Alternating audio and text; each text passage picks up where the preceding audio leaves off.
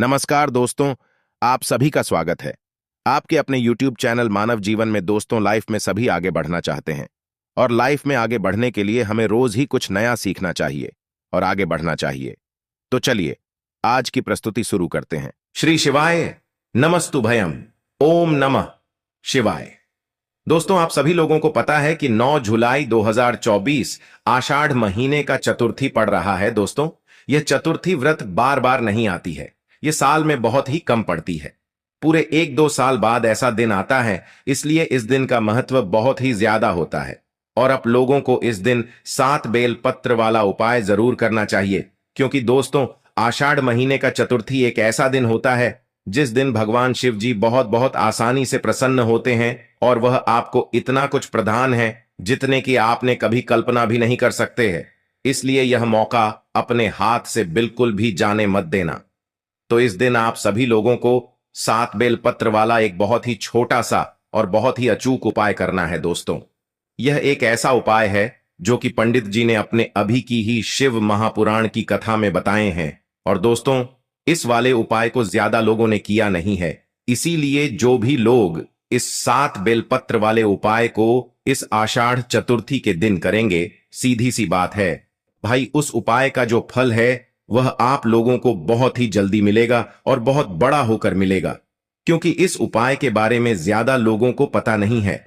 इसलिए दोस्तों, आप लोगों को भी यह उपाय 9 जुलाई 2024 चतुर्थी के दिन जरूर कर लेनी चाहिए।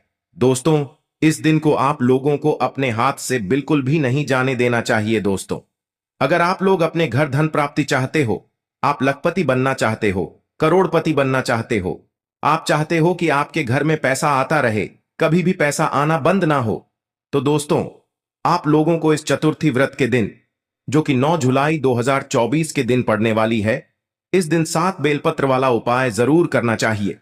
दोस्तों, इस उपाय को करने से आपके जीवन में कितनी भी समस्या क्यों ना हो, वह सारे समस्याओं का अंत हो जाएगा। आपके घर में धन नहीं आता है, धन आता भी है तो वह टिकता नहीं है, या फिर और भी कई प्रकार की समस्या आपके जीवन में चली आ रहा है। इसका एक ही कारण है, आपके घर में कोई ना कोई दोष है, चाहे वह पितृ दोष हो सकता है या मंगल दोष हो सकता है या फिर और भी कई प्रकार की दोस्त हो सकता है। लेकिन अगर आप इस उपाय को सही विधि से कर लेते हैं तो आपको उन दोषों को पता लगाने का भी जरूरत नहीं है। आपका जो भी समस्या है, जो भी परेशानियां हैं, उसका अंत जरूर होगा। और दोस्तों, इस उपाय में आप लोगों को 1 भी रुपया खर्च करने की जरूरत नहीं है। आपको सिर्फ 7 बेल पत्र की जरूरत पड़ेगी, जो कि आपको अपने घर में बहुत ही आसानी से मिल जाएगा। तो चलिए अब समझते हैं कि इस 7 बेल पत्र वाले उपाय को आपको कैसे करना है, किसको करना है, किस समय करना है। तो दोस्तों, सबसे पहले बात आती है कि यह 7 बेल पत्र वाला उपाय चतुर्थी के दिन करना किसको है। तो यहां पर हम आपको बता दें कि घर में जो माताएं बहनें होती हैं, घर की जो बड़ी माताएं बहनें होंगी, उनमें से कोई भी एक माता बहन जो है इस वाले उपाय को कर सकती है। जरूरी नहीं है घर के सभी सदस्यों को यह वाला उपाय करना, पूरे परिवार का कोई एक सदस्य भी इस उपाय को करता है तो पूरे घर परिवार के सदस्य जनों को जो है इस उपाय को करने का फल मिल जाएगा। तो घर की जो बड़ी माताएं बहनें हैं, उनको यह 7 बेलपत्र वाला उपाय जरूर करना होगा, क्योंकि घर की माताएं बहनें जो होती हैं वो घर की लक्ष्मी होती है, और जब घर की लक्ष्मी कोई उपाय करती है तो निश्चित सी बात है घर में सुख शांति भी आती है, धन समृद्धि भी आती है और माता लक्ष्मी जी की कृपा भी होती है। तो चलिए अब बात करते हैं कि यह 7 बेलपत्र वाला उपाय किस समय करना है। तो देखो, उपाय को करने का जो समय है वो सुबह का समय है, प्रातः काल का समय है। लगभग जितना सुबह आप लोग इस उपाय को कर सकते हो उतना जल्दी करना, अन्यथा आप लोग 10, 11 और 12 बजे तक भी अगर आप लोग इस उपाय को करोगे तो चल जाएगा। ये वाला उपाय शाम के समय प्रदोष काल में नहीं होगा, इस बात का ध्यान रखना है। भले ही आप दिन के समय 12 बजे तक भी अगर आप लोग यह 7 बेल पत्री वाला उपाय कर लोगे तो भी चलेगा, कोई दिक्कत वाली बात नहीं है। और आपको इस उपाय को करने का जो फल है वो भी जल्दी मिलेगा और बहुत बड़ा होकर मिलेगा। ठीक है, ये सारी बात तो आप लोगों को समझ आ गई होंगी। अब हम जानते हैं कि इस उपाय को करने के लिए आपको क्या क्या सामग्री की आवश्यकता पड़ेगी। तो सबसे पहली बात, इस उपाय का नाम है 7 बेलपत्र वाला उपाय। तो सीधी सी बात है, 7 बेलपत्र तो हमें इसमें लगेगी ही लगेगी।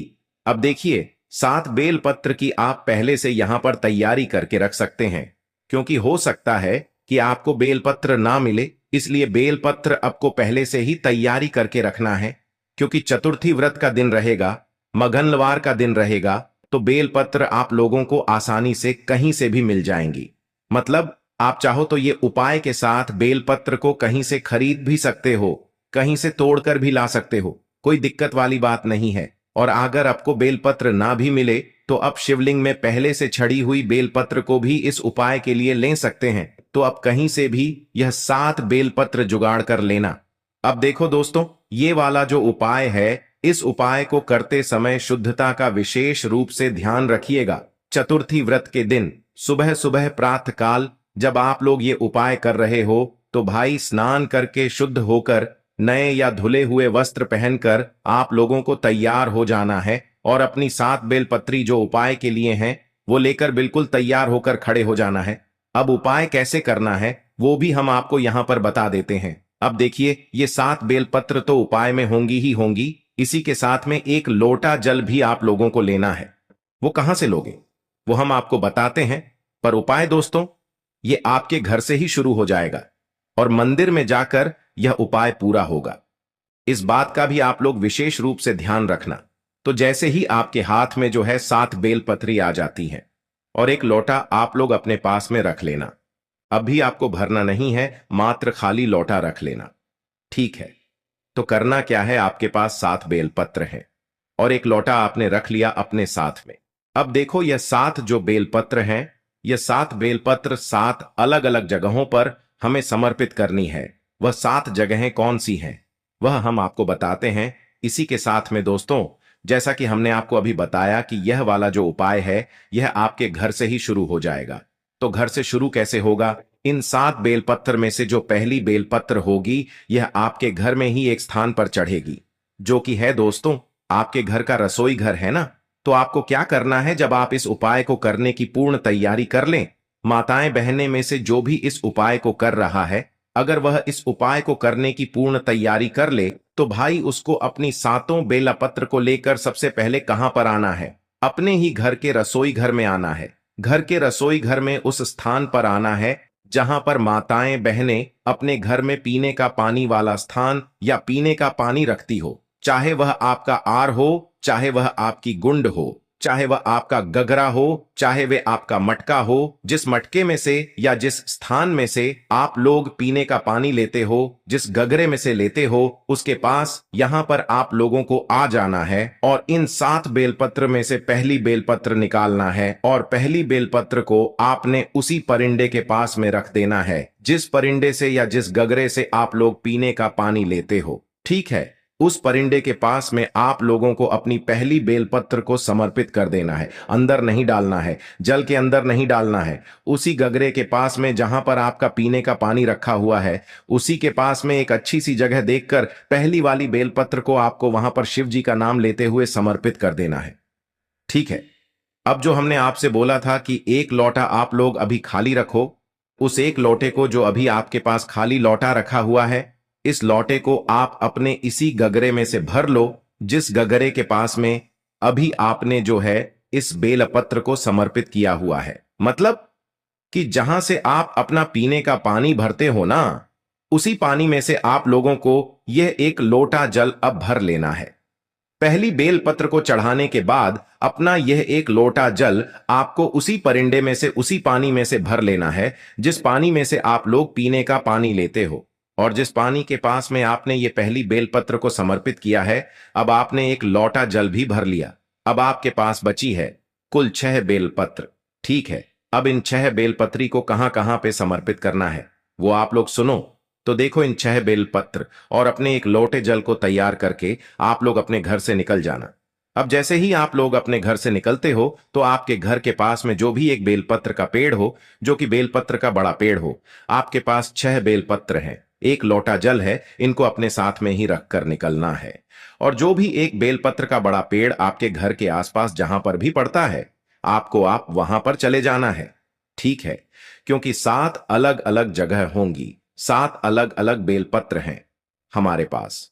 तो पहली बेलपत्र तो हमने अपने घर के रसोई घर में परिंदे के पास समर्पित कर दी है। अब दूसरी बेलपत्र को लेकर जाओगे आप लोग यहां पर बेलपत्र के पेड़ के नीचे। बेलपत्र के पेड़ के नीचे जैसे ही पहुंच जाते हो, वह बेलपत्र का पेड़ बड़ा होना चाहिए, छोटा नहीं होना चाहिए। तो जैसे ही बेलपत्र के पेड़ के नीचे पहुंचते हो अपना, वह दूसरे नंबर की जो बेलपत्र होगी उसे निकाल लेना और उसी बेलपत्र के पेड़ के नीचे शिव जी का नाम लेते हुए समर्पित कर देना। ठीक है, समर्पित जैसे ही कर देते हो, इसी बेलपत्र के ऊपर आपने जो अपने साथ में एक लोटा जल लेकर आया हो ना, इसमें से थोड़ा सा जल उस बेलपत्र के ऊपर समर्पित कर देना है और श्री शिवाय नमस्तुभयम, ओम नमः शिवाय इस मंत्र का जाप करना। ठीक है, पूरा जल समर्पित नहीं करना है, क्योंकि थोड़ा सा जल आप लोगों को अपने लोटे का इसी बेलपत्र के ऊपर समर्पित कर देना है। अब वहां से भी आपको उठ जाना है। अब आपके पास बची हैं 5 बेलपत्र और 1 लोटा जल, जो आपके पास अभी आपने थोड़ा सा चढ़ाया। तो अब भाई जो तीसरे नंबर की बेलपत्र है, ये तीसरे नंबर की बेलपत्र को लेकर आप पहुंच जाओगे सीधा अपने घर के पास में जो भी शिव मंदिर हो, शिवालय हो, जहां पर शिव जी की शिवलिंग और नंदी जी विराजित हो, वहां पर पहुंच जाना है। ठीक है, तो जैसे ही तीसरे नंबर की बेलपत्र लेकर आप भगवान शिव जी के मंदिर में पहुंचते हो, तो सीधा शिवलिंग के पास में नहीं जाना है। इस तीसरे नंबर की बेलपत्र को लेकर आपको नंदी बाबा के पास में आकर रुक जाना है ना? इस बात का ध्यान रखना।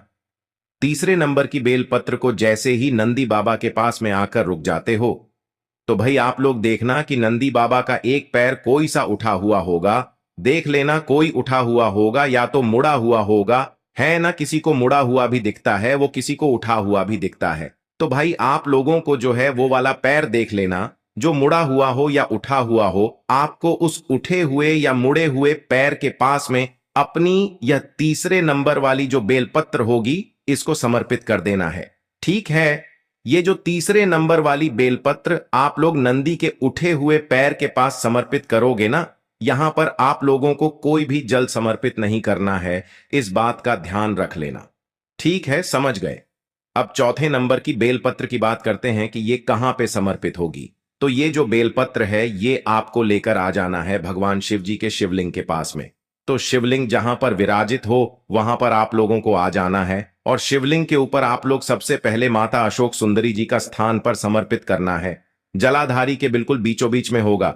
जलाधारी कहां पर होती है? शिवलिंग रखा हुआ होता है, जलाधारी के ऊपर जो जलाधारी होती है, जहां से जल बहता और नीचे गिरता है। ठीक है, तो जो जलाधारी होगी, जलाधारी के बिल्कुल बीचों बीच का जो हिस्सा होगा, वो होगा माता अशोक सुंदरी जी का स्थान। तो आपको क्या करना है? अपनी चौथे नंबर की जो बेलपत्र है, इस चौथे नंबर की बेलपत्र को आपको माता अशोक सुंदरी जी वाले स्थान पर समर्पित कर देना है। और ध्यान रखना है कि इस बेलपत्र की डंडी का मुख जलाधारी की तरफ होगा, जहां से जल बहता है और नीचे गिरता है। और जो बीच वाली बड़ी पत्ती का मुख है, वो शिवलिंग की तरफ होगा। तो ये अपनी चौथे नंबर की बेलपत्र को आपको, तो यहां पर भी आप लोगों को थोड़ा सा जल माता अशोक सुंदरी जी वाले स्थान पर समर्पित की हुई बेलपत्र के ऊपर समर्पित कर देना है। ठीक है, अब बात करते हैं 5वें नंबर की जो बेलपत्र है उसके बारे में। अब दोस्तों, जो 5 नंबर की आपकी बेलपत्र होगी, उसे निकाल लेना और इस 5वें नंबर की बेलपत्र को आपको माता पार्वती जी के हस्त कमल पर समर्पित करना है। अब हस्त कमल का आप कहां पर होता है, वो भी सुन लो। देखो, जो जलाधारी होती है, जलाधारी के ऊपर शिवलिंग रखा हुआ होता है। तो शिवलिंग का जो कटी भाग होता है ना, मतलब गोलमोल जो भाग होता है, उसके आसपास जहां पर भी आप इस बेलपत्र को समर्पित करोगे, वो पार्वती जी का हस्त कमल ही होगा। तो आपको क्या करना है? ये जो 5वें नंबर की बेलपत्र है, इस 5वें नंबर की बेलपत्र को आप लोगों को जो शिवलिंग की जो कटी भाग है, वहां पर कहीं पर भी पास में अपनी जो है ये 5वें नंबर की बेलपत्र को समर्पित कर देना है। और यहां पर भी आपने उस एक लोटे में से थोड़ा सा जल समर्पित कर देना है। कितना जल समर्पित करना है? थोड़ा सा जल समर्पित कर देना है उसी बेलपत्र के ऊपर जहां पर आपने अभी ये माता पार्वती जी के हस्त कमल पर ये बेलपत्र को चढ़ाया है। ठीक है, तो यहां पर आप लोगों की कुल मिलाकर हो गई है 5 बेलपत्र। अब आपकी जो छठी बेलपत्र है उसे निकालकर आप लोगों को चढ़ाना है भगवान शिव जी की शिवलिंग के ऊपर। तो शिवलिंग के ऊपर आप लोगों को ये छठी बेलपत्र को चढ़ाना है। बस इस बात का ध्यान रखना कि आप जिस तरफ से इस बेलपत्र को चढ़ा रहे हो उस तरफ आपकी इस बेलपत्र की पत्ती का मुख होना चाहिए और आपकी विपरीत दिशा में इस बेलपत्र की डंडी का मुख होना चाहिए। जो बीच वाली बड़ी पत्ती होगी इस पत्ती का मुख आपकी तरफ होना चाहिए। जिस तरफ से भी आप इस बेलपत्र को भगवान शिव जी के शिवलिंग के ऊपर चढ़ा रहे हो, है ना। तो शिवलिंग के ऊपर जैसे ही आप लोग इस बेलपत्र को चढ़ा देते हो तो इसके ऊपर भी, इसी बेलपत्र के ऊपर भी आपको थोड़ा सा जल यहां पर वापस से समर्पित कर देना है। तो अब आपके पास बची है दोस्तों एक बेलपत्र, मतलब 7वीं और आखिरी बेलपत्र। तो आखिरी वाली जो बेलपत्र होगी इसको आपको क्या करना है वो बहुत ही ध्यान से सुन लो। तो देखो 7वीं वाली जो बेलपत्र है ना, इस वाली बेलपत्र को आपने देखा होगा कि भगवान शिव जी के शिवलिंग के ऊपर एक पात्र टंगा हुआ होता है जिससे बूंद बूंद करके शिव जी की शिवलिंग के ऊपर जल टपकता रहता है, जिसके अंदर शिव जी की 5 बेटियों का स्थान होता है, जया, विषहारा, श्यामली, बारीदौत और देव। तो ये जो 7वें नंबर और आखिरी नंबर की जो बेलपत्र होगी ना, ये मात्र आपको उस पात्र से स्पर्श कराना है, मतलब छुआना है और कुछ भी नहीं करना है, इसको कहीं पर समर्पित नहीं करना। ये 7वें नंबर की बेलपत्र को, इस 7वें नंबर की बेलपत्र को मात्र आपको शिव जी की शिवलिंग पर टंगे हुए उस पात्र से छू आना है और भगवान शिव जी का आशीर्वाद समझकर इसे अपने पास में वापस रख लेना है। और अब आपके लौटे में जितना भी जल बचा हुआ है वह पूरा जल आप इस पात्र के अंदर डाल देना, जो कि शिवलिंग के ऊपर बूंद बूंद करके जल टपकता है, उसी पात्र के अंदर अपना पूरा जल समर्पित कर देना। अब जैसे ही आप जल समर्पित कर देते हो उसके बाद में भगवान शिव जी की शिवलिंग के पास में बैठना, अपनी वह मनोकामना आंख बंद करके विनती करके हाथ जोड़कर बोलना, जिस मनोकामना के लिए आप लोग ये वाला उपाय कर रहे हो, धन समृद्धि के लिए कर रहे हो तो वो बोलना, लक्ष्मी प्राप्ति के लिए कर रहे हो तो वो बोलना, या आपका कोई काम रुका हुआ हो, अटका हुआ उस काम के लिए कर रहे हो तो अपना वह काम बोल देना।